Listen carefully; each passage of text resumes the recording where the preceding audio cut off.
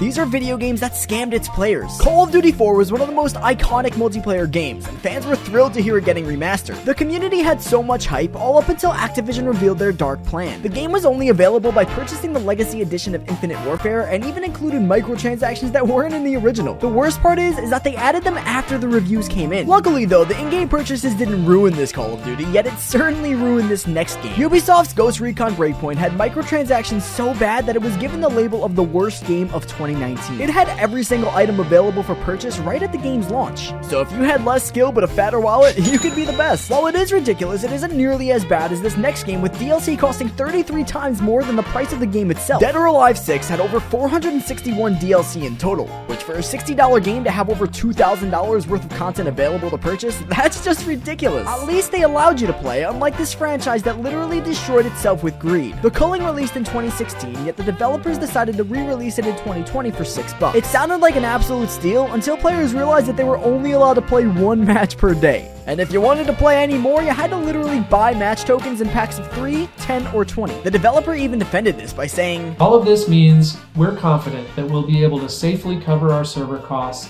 and keep the game alive for a long time." Which clearly didn't work out since the game shut down just 8 days later. Similarly enough, Guitar Hero actually did its players just as dirty. Guitar Hero Live is the 7th installment to the franchise, and the game offered you a playlist that they made. But of course not everyone likes the same music, so if you wanted to play a specific song that you enjoyed, you had to purchase tokens with real money to play your song of choice. And of course, the game just didn't do so well.